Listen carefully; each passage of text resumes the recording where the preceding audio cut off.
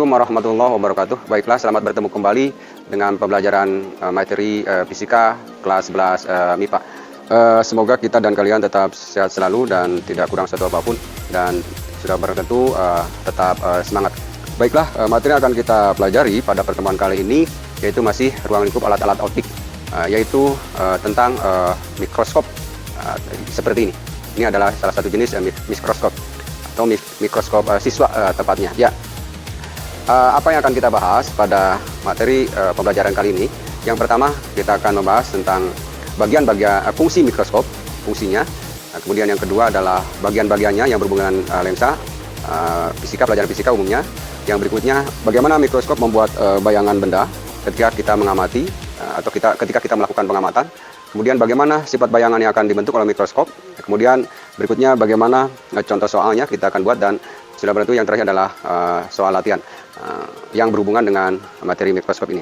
Diharapkan setelah pembelajaran selesai, kalian lebih bisa memahami, lebih mengerti tentang cara kerja mikroskop ini, terutama dalam pembentukan bayangan yang berhubungan dengan lensa.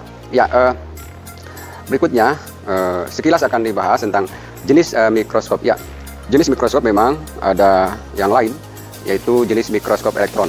Ya, mikroskop elektron adalah mikroskop yang bisa membesarkan ribuan kali pembesaran dan sering dipakai atau digunakan oleh para ahli untuk kepentingan tertentu. Nah, untuk mikroskop siswa ini kita akan pelajari mikroskop yang ada di sekolah-sekolah pada umumnya untuk pembelajaran. Ya, apa fungsi mikroskop secara umum? Bahwa jenis apapun fungsi mikroskop adalah fungsinya untuk mengamati atau membaca objek atau benda yang sangat kecil, yang sudah tidak bisa dilihat atau diamati oleh mata secara langsung atau mata telanjang. Saya ulangi, fungsi mikroskop adalah untuk mengamati atau membaca objek atau benda yang ukurannya sangat kecil, yang sudah tidak bisa dibaca secara langsung oleh mata kita. Contohnya misalnya sel, kemudian mikroba, kemudian juga virus dan yang lainnya. Itu fungsi dari mikroskop. Sudah tentu tujuannya supaya terlihat jelas dan bisa diamati. Ya, yang berikutnya adalah bagian mikroskop. Pada umumnya, pada esensinya, mikroskop ini hanya terdiri dari lensa cembung.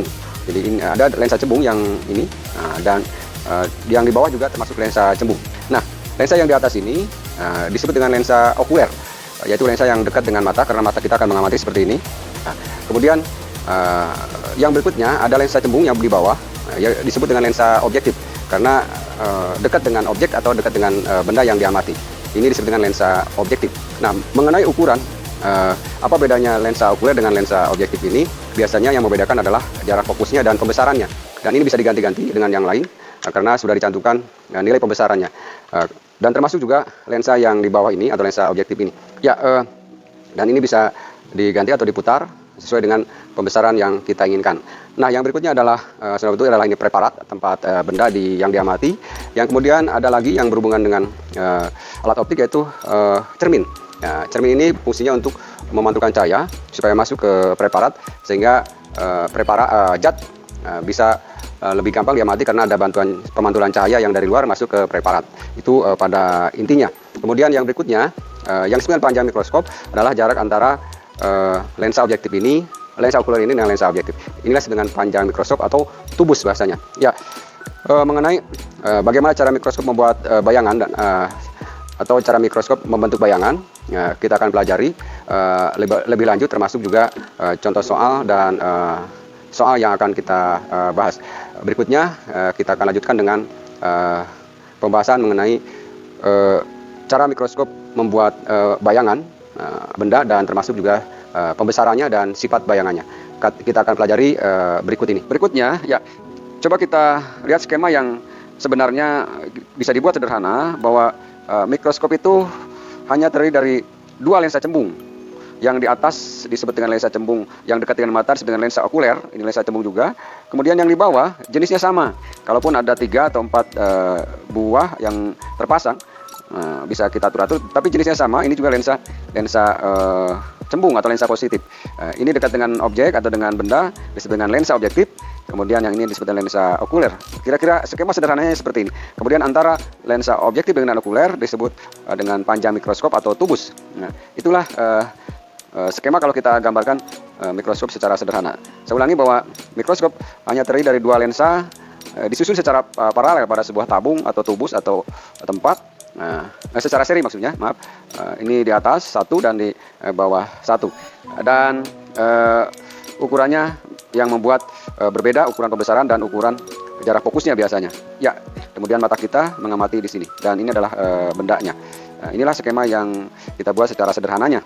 Nah, kemudian berikutnya kita coba ya ulangi lagi bagian-bagiannya bahwa ini adalah nomor satu adalah lensa okuler yang dekat dengan pengamatan mata kita. Kemudian yang berikutnya ini adalah jarak atau tubus jarak antara lensa okuler dan lensa objektif di bawah. Ini adalah panjang mikroskop. Kemudian nomor 3 inilah lensa objektif. Lensa objektif jenisnya lensa cembung. Kenapa disebut lensa objektif? Karena dekat dengan objek atau benda yang diamati. Kemudian yang nomor 5 adalah ini tempat benda atau preparat. Kemudian nomor 4 ini adalah cermin.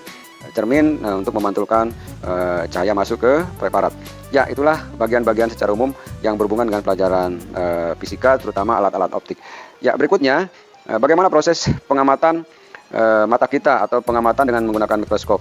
Ya, kalau kita lihat skema jalannya sinar atau cahaya ketika kita menggunakan mikroskop seperti ini kurang lebih. Ini adalah lensa objektif dan ini adalah lensa okuler yang dekat dengan mata kita. Ya, ini objektif dan ini adalah lensa objektif dan ini lensa okuler dan ini adalah lensa objektif. Ini adalah lensa okuler yang dekat dengan mata dan ini lensa objektif. Kemudian di mana bendanya? Bendanya adalah sudah betul di depan lensa objektif ini yang ini benda. Kemudian harus disimpan dekat atau di ruang 2. Nanti kita akan pelajari.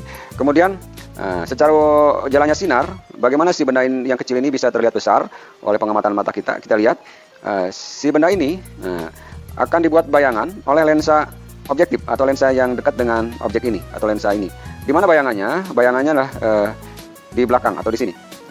Inilah bayangan yang dibuat oleh lensa objektif atau lensa yang pertama. Nah, si bayangan inilah yang tidak terbaca atau bukan ini yang terbaca oleh mata kita, tapi mata kita membaca bayangannya yang terakhir, artinya yang dibuat oleh lensa okuler. Kemudian prosesnya bahwa si bayangan yang dibuat oleh lensa objektif ini dianggap sebagai benda oleh lensa okuler ini. Nah, di mana mata kita melihat bayangannya sesuai dengan jalannya sinar akan terjadi di sini. Kita perbesar. Ya, saya ulangi bahwa ini adalah benda di depan lensa objektif SOB atau jarak benda terhadap lensa objektif. Kemudian sesuai dengan aturan jalannya sinar istimewa kita ambil yang sejajar kemudian menuju ke fokus.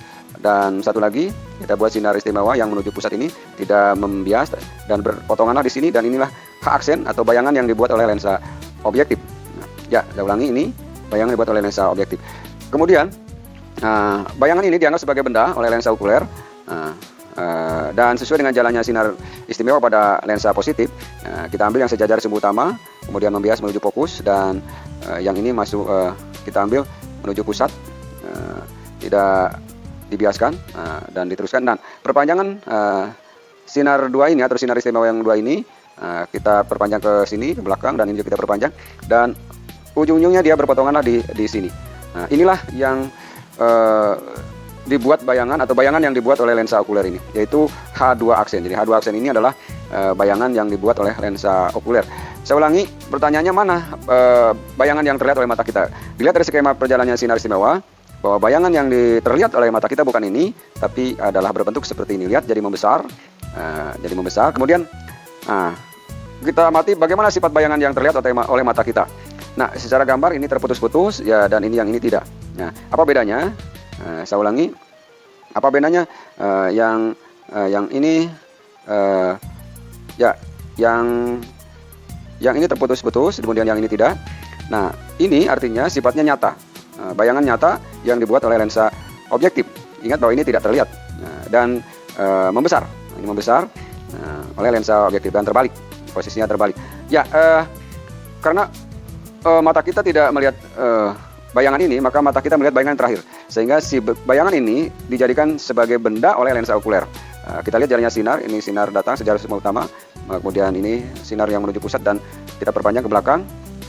dengan titik-titik karena ini adalah perpanjangannya, yang aslinya adalah ke sini, sinar biasnya ini juga ke sini, dan terbuatlah bayangan akhir di belakang. Dan garis putus-putus ini menunjukkan bahwa inilah bayangan maya. Bayangan maya yang terlihat oleh mata kita di sini, pengamatannya. Kemudian ukurannya sudah bentuk, kalau kita bandingkan inilah ukuran bendanya segini dan bayangannya terlihat membesar seperti ini. Dan sudah bentuk kalau lihat dari bandingan dari awal si benda ini tegak, maka kita akan mengamati bayangan si benda ini terbalik, dan sudah bentuk ukurannya membesar. Saya ulangi, sudah bentuk ukurannya membesar. Ya, sehingga kesimpulannya bahwa sifat bayangan yang dibuat oleh mikroskop, jangan lupa, adalah pertama adalah maya, kemudian yang kedua adalah terbalik. Kita lihat posisinya terbalik ini, kemudian sudah bentuk ukurannya membesar. Saya ulangi, sifat bayangan yang dibuat oleh mikroskop bersifat terbalik, ini posisinya terbalik, kemudian membesar, dan maya. Ya, apa artinya terbalik? Ya, artinya secara prakteknya bahwa ketika kita mengamati benda, si benda itu akan terbaca terbalik. Kalaulah misalnya ini binatang atau apapun, bahwa tangan kanannya gitu kan yang aslinya, maka akan dibuat oleh mikroskop menjadi tangan kirinya. Artinya kita akan mengamati karena posisinya terbalik. Itulah yang harus diketahui. Saya ulangi, sifat bayangannya yang dibuat oleh mikroskop adalah maya, kemudian membesar dan terbalik. Nah, berikutnya bagaimana proses pembesaran bayangan secara matematis. Kalau kita amati, kenapa mikroskop membuat mata kita melihat benda itu menjadi lebih besar dari benda ukuran yang aslinya? Karena ternyata si benda ini dibuat bayangan 2 kali oleh mikroskop. Saya ulangi, dibuat bayangan 2 kali oleh mikroskop. Dan yang terbaca oleh mata kita adalah bayangan yang dibuat oleh lensa okuler, yang secara otomatis itulah bayangan akhir yang terbaca oleh mata kita. Nah, pertanyaannya bagaimana cara menghitung pembesaran bayangan dari mikroskop secara matematik? Kita akan rinci, kita akan coba pelajari berikut ini. Kita akan menghitung pembesaran yang dibuat oleh mikroskop secara keseluruhan atau secara umum, sehingga kita lebih memahami bahwa ternyata kenapa mikroskop itu bisa mengamati benda yang kecil jadi besar, karena memang dia membesarkan 2 kali pembesaran. Nah, itulah pada intinya. Bagaimana proses matematiknya kita akan pelajari lebih lanjut. Kita akan mencoba menghitung pembesaran bayangan oleh mikroskop. Ya, secara matematik. Ya, bagaimana cara mikroskop membuat bayangan objek atau benda? Ya, seperti yang sudah dibahas sebelumnya, bahwa mikroskop hanya terdiri dari 2 lensa, yaitu lensa okuler dan lensa objektif. Ya, ini lensa okuler dan lensa objektif. Skema penglihatannya adalah seperti ini. Ya, artinya ini benda, artinya objek di sini di preparat, kemudian di depan lensa objektif, kemudian lensa objektif membuat pembesaran H aksen, kemudian ini tidak terlihat oleh mata kita, yang terlihat adalah pembesaran oleh lensa okuler. Ya, bagaimana cara menghitung pembesaran mikroskop? Ya, karena mikroskop pada dasarnya terdiri dari 2 lensa, yang pertama lensa objektif, maka yang kedua adalah lensa okuler, maka logikanya mikroskop adalah alat yang bisa membesarkan 2 kali oleh lensa masing-masing lensa cembung ini. Pertama lensa objektif dan yang kedua lensa okuler. Ya, secara matematik bahwa kita lihat skemanya, bayangan yang dibuat oleh objektif adalah H aksen ini, dan ini membesar, dan ini tidak terbaca oleh mata kita. Saya ulangi, ini tidak terbaca oleh mata kita. Nah, ini berapa kali pembesaran? Ingat bahwa lensa objektif membuat pembesaran, kita sebut saja M sebelumnya, yaitu sebut saja ini adalah pembesaran oleh lensa objektif. Ya, oleh objektif. Kemudian, pembesaran bisa dihitung dengan membandingkan antara H aksen dengan H. Tapi kita nanti kita pelajari lebih lanjut. Kita akan lihat dulu pembesaran oleh lensa okuler. Ya, lensa okuler membesarkan, anggap saja pembesaran lensa okuler adalah H aksen ini. Nah, sebut saja pembesaran oleh lensa okuler. Ya, maka secara matematik pembesaran mikroskop adalah pembesaran lensa objektif dikali pembesaran lensa okuler. Sehingga pembesaran total atau anggap saja pembesaran mikroskop, kita tulis pembesaran mikroskop, bisa ditulis, bisa disingkat misalnya mikroskop adalah pembesaran yang pertama adalah lensa objektif, yang ini hasilnya H aksen, dikali pembesaran oleh lensa okuler. Nah, ya, hasilnya adalah ini. Dan inilah yang teramati atau yang terbaca oleh mata kita. Ya, itu pada intinya seperti itu. Artinya pembesaran mikroskop adalah pembesaran yang terjadi dua kali. Yang pertama adalah oleh lensa yang di bawah atau lensa objektif, dan yang kedua adalah lensa okuler di depan mata kita. Ya, bagaimana aplikasinya? Ya, misalnya yang diamati H ini adalah benda atau objek. Nah, misalnya H-nya misalnya 10 mm misalnya tingginya. Nah, berapa kali pembesaran? Berapa kali pembesaran? Seandainya misalnya contoh lensa objektif misalnya membesarkan 10 kali. Ya, kita setel misalnya yang di bawah ini 10 kali. Ingat bahwa ini ada sudah tercatat di lensa ini. Nah, sudah ada. Artinya mau dipasang yang 5 kali atau 10 kali. Kemudian seandainya yang lensa okuler ini, misalnya kita pakai, karena ini bisa diganti-ganti, kita pakai misalnya lensa okuler itu kita pakai pembesaran misalnya 20 kali misalnya. Nah, berapa besar bayangan yang terlihat? Nah, artinya yang terbaca. Nah, cara menjawabnya gampang saja, bahwa pembesaran mikroskop, pembesaran pembesaran totalnya atau pembesaran mikroskop adalah pembesaran lensa objektif dan pembesaran okuler. Objektif kali pembesaran lensa okuler. Kalau misalnya kita pasang lensa objektifnya 10 kali, maka 10 kali. Kemudian lensa okulernya kita pasang 20 kali. Nah, 20 kali ini misalnya, maka mikroskop akan membuat pembesaran bayangan itu menjadi 200 kali pembesaran. Nah, artinya 200 kali pembesaran. Nah, yang ditanyakan, berapa ukuran bayangan yang terbaca? Ukuran bayangan yang terbaca oleh mata kita yang awalnya tingginya 10 mili. Maka dengan mudah bahwa pembesaran bayangan adalah M adalah membandingkan antara pembesaran akhir dibagi pembesaran awal. Ya. Nah, artinya pembesaran akhir ini adalah yang ini, pembesaran awal adalah ukuran bendanya. Maka dengan mudah bagaimana cara menghitung pembesaran akhir ini? Kita tinggal kali silang, yaitu H aksen sama dengan M kali H. Sehingga nilainya bisa dihitung, M-nya adalah M mikroskop, ini artinya 200 kali 200 kali objeknya atau ukuran bendanya yang diamati adalah misalnya 10 mm. Maka yang akan terbaca oleh mata kita yaitu sebesar 2000 mm. Inilah gampangnya cara menghitung ukuran bayangan ketika kita mengamati benda atau objek dengan mikroskop. Ya, kita akan lanjut jenis-jenis pengamatan atau penglihatan ketika kita menggunakan mikroskop. Ya, ada dua. Yang pertama jenis pengamatan ketika mata kita tidak berakumulasi. Yang kedua adalah jenis penglihatan mata kita yang berakomodasi misalnya. Nah, apa bedanya? Seperti apa menghitung bayangannya? Kita akan lanjut bahas contoh soalnya supaya kalian lebih paham dan lebih mengerti ya. Contohnya, sebuah benda disimpan di preparat berukuran 0,2 mm. Jika masing-masing pembesaran lensa objektif dan lensa okulernya 5 kali dan 10 kali, maka ukuran bayangan benda terlihat sebesar berapa maksudnya? Ya, itulah contoh soalnya.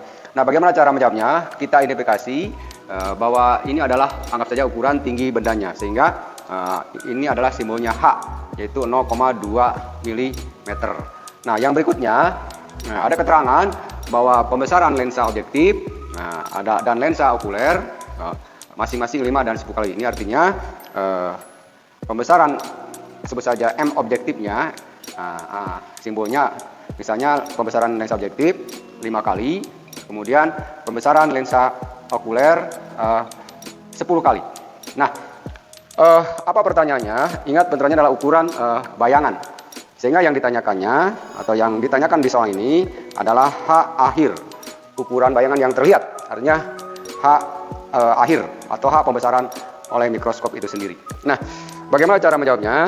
Ya, cara menjawabnya bahwa pembesaran mikroskop atau pembesaran total kita tulis antara lensa objektif dan lensa okuler, yaitu pembesaran objektif kali pembesaran oleh lensa okuler. Nah, besarnya bahwa lensa objektif adalah 5 kali dan lensa okuler 10 kali, sehingga pembesaran mikroskop menjadi 5 ini 5, kemudian ini kali 10. Ini 5 kali pembesaran objektifnya, kemudian yang ini adalah 10 kali. Sehingga pembesaran mikroskopnya adalah 50 kali pembesaran. Ya, itulah pembesaran yang dibuat oleh mikroskop. Kemudian pertanyaannya berapa bayangan yang akhir yang terlihat? Ya, untuk menjawab bayangan yang terlihat, bahwa kita bisa tulis bahwa bayangan akhir atau H double aksen ini, yaitu sebesar pembesaran mikroskopnya atau totalnya kali ukuran benda awalnya yang ini, kali H atau kali objek benda yang diamatinya. Saya ulangi bahwa pembesaran akhir atau pembesaran double aksen ini atau pembesaran yang kedua kali ini yaitu pembesaran mikroskop kali benda yang diamatinya atau objek yang diamatinya. Ya, berapa nilainya? Yang ini adalah 50 kali atau 50, kemudian yang ini adalah 0,2 mm, sehingga tinggal kalikan 0,2 mm. Nah, berapa ukuran bayangannya?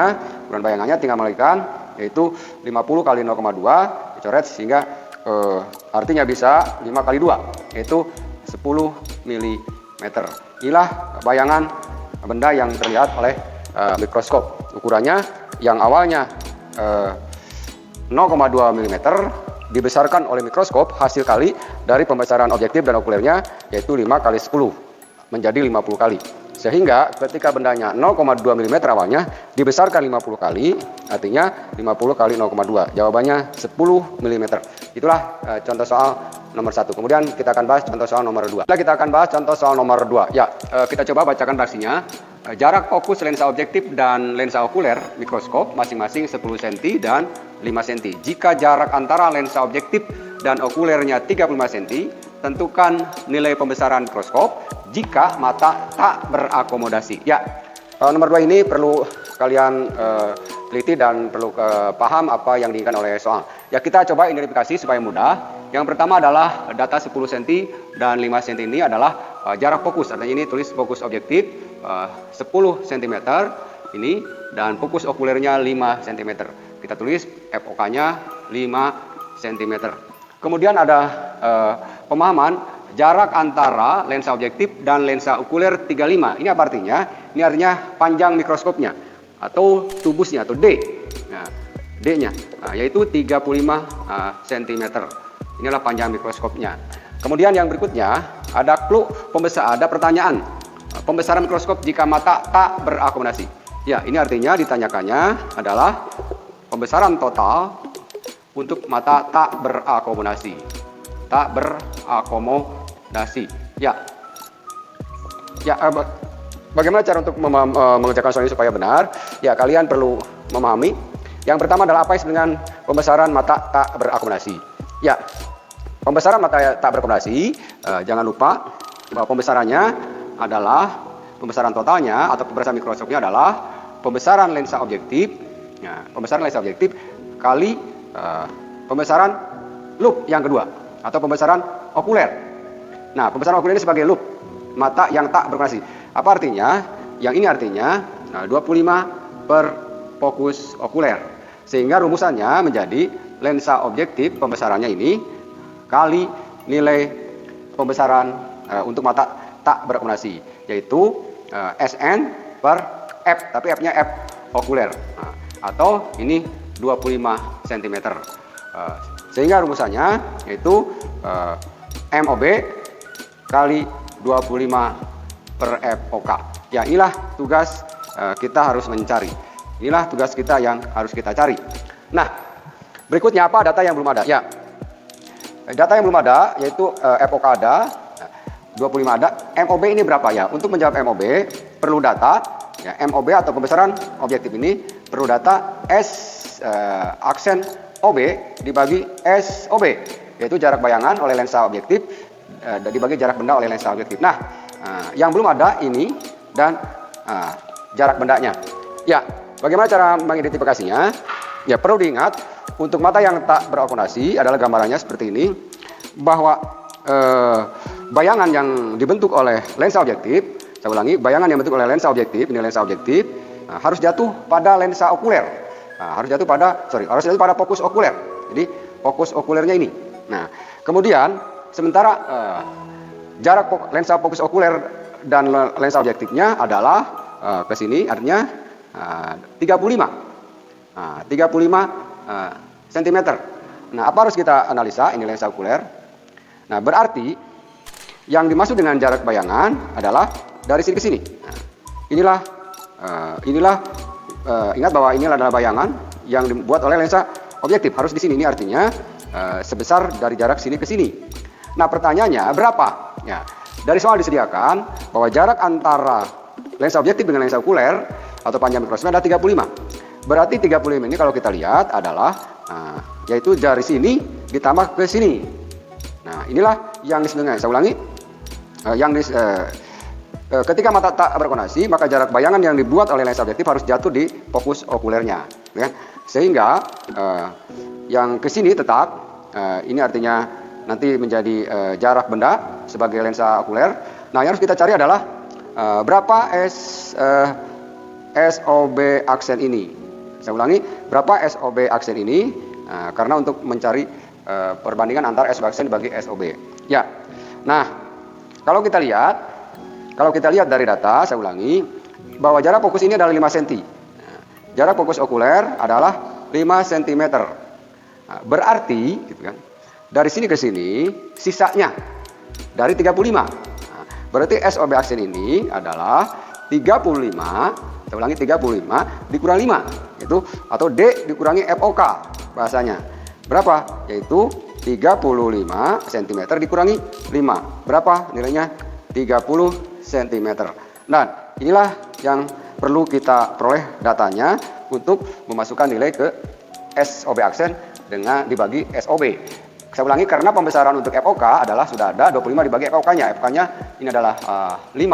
25 jarak baca terdekat. Nah, yang belum ada adalah S aksen OB dibagi SOB, ya.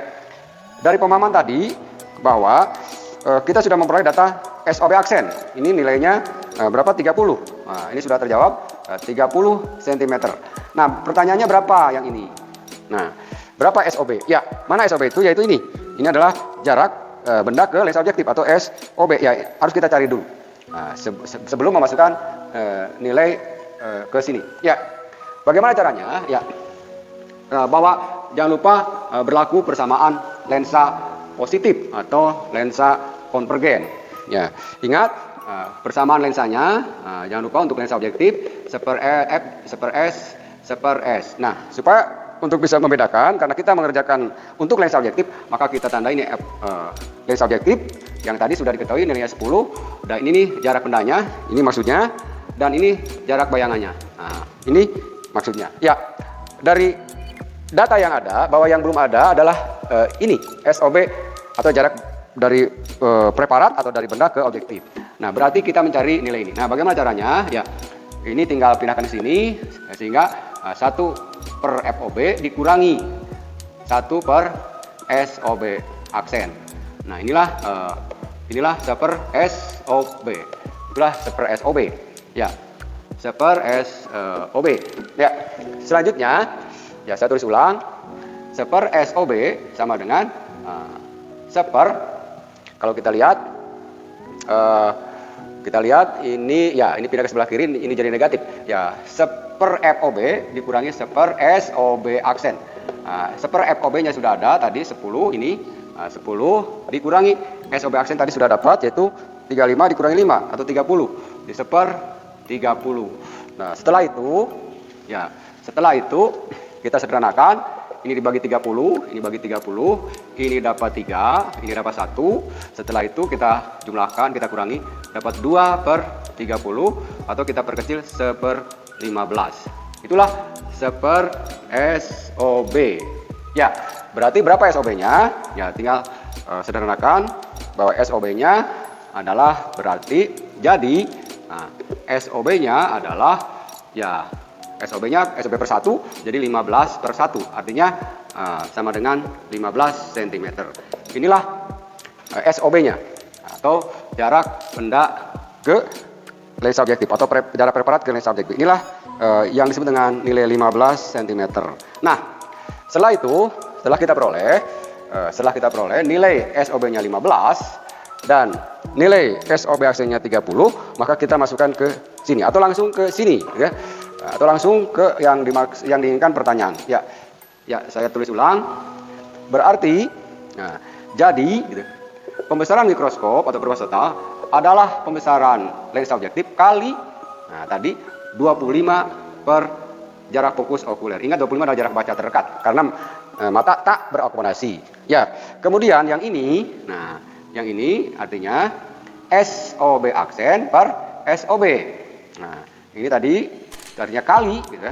Nah, tadi kali 25 per FOK-nya tadi, ini tadi 5. Dalam soal disediakan datanya 5. 5 cm, ini cm. Ya, tidak harus tulis, nanti akan habis nilainya. Besar satuannya. Ya, kita lanjutkan. Nah, jadi kita lanjutkan. Yang ini tadi nilainya tadi 30. Nah, yang SOB-nya adalah 15 tadi dari perhitungan. Ini artinya jarak benda ke preparat dikali 25 dibagi 5. Inilah pembesaran mikroskop atau pembesaran totalnya. Ya, kemudian kita perkecil. Yang ini dapat 2, yang ini dapat 2, yang ini dapat 5. Sehingga 2 kali 5. Inilah pembesaran total atau pembesaran mikroskop. Berapa? 10 kali. Itulah jawabannya. Jadi pembesaran mikroskop 10 kali pembesaran.